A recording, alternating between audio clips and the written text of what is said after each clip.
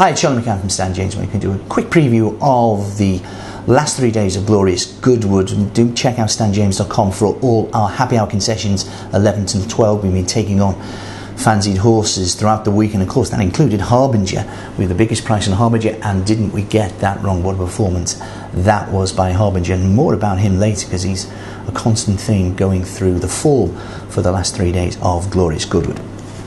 But we start with the first race on Thursday's card, and I do think Solicitor will win for Mark Johnson, carrying only 7 stones 13. I hope Joe Fanning can do that. Got a wonderful draw, very impressed at Beverley last time, and I think he is a progressive animal.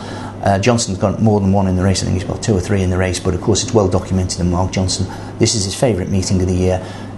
Tremendous strike rate, and I think that Solicitor is ahead of the handicap. The 2:45 second race on the card is the 5 furlong sprint. Border Scott didn't do, I think a lot of people criticise his performance, and some I think criticised the jockey Tom Quealy at Chester in the City Wall Stakes last time, won by Blue Jack, I think, of Tom Dascombe and Michael Owen. And for somebody who's already won that race, the corresponding race, it was disappointing. Border Scott is a Group 1 winner, of course, dual Group 1 winner in the Northorpe. That's his big end of season target next month at the Naves Mile, but I think he can win this. Kieran Fallon takes over for Robin Basterman, this evergreen 8-year-old, but it would be Border Scott for me. But the big race of the day is the Goodwood Cup, of course.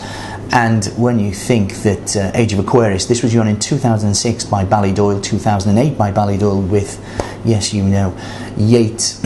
Yates has won the horse 2006, 2008. Let's keep that symmetry going. I think Age of Aquarius will win. I think this 2 mile is his absolutely perfect trip. He just got outstayed, I thought, by Rite of Passage in the Ascot Gold Cup over 2.5 miles. Remember, previous to that, he'd been beaten by Profound Beauty, and also on a seasonal reappearance, beaten in the Ormond Stakes a length and a half by Harbinger. And well, that doesn't look bad form now, does it? Before that, of course, he was also beaten second in the Grand Prix de Paris on his last start as a 3-year-old. A confident selection. Do check out stanjames.com for the morning prices. I think he's only going to go off about 5 to 4, but I do think he'll win.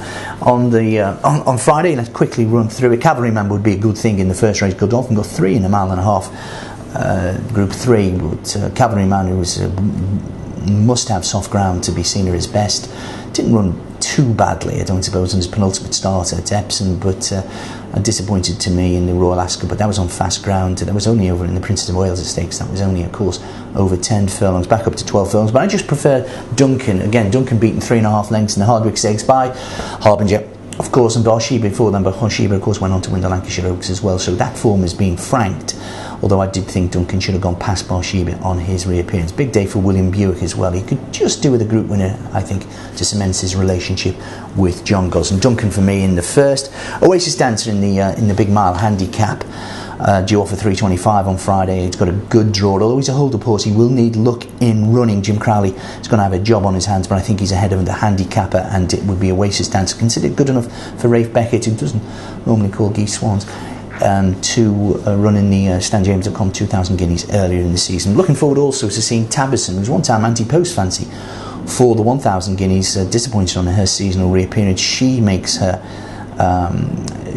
seasonal reappearance, and I'm looking forward to seeing her as well. Jacqueline Quest, again, it's much documented about Jacqueline Quest, who lost the 1,000 guineas in the steward's room, then ran a cracker in the Coronation Stakes. She is the one to beat, but maybe at the forecast prices, I think Tabison. Just a couple of words on Saturday's racing as well. Hawkeye the New. Fallon was magnificent to get that horse's head in front at York on Saturday, but I think I think Jim Goldie really does think this is still maybe ahead of the handicapper, and I think this has got a fine chance in the Stewards Cup. But the one for me, I must say, I'm really looking forward to seeing the Nassau Stakes. It really is a wonderful race. We've got Midday, last year's winner. Do you remember Midday winner winning? Well, you saw much more of it than I did, probably, because of course there was that terrible to see threat at Goodwood last year, and you could hardly see until Midday. Group 1 winner, of course, for Henry Cecil. She's the form horse largely, but Rosanara, and coming over from France, and also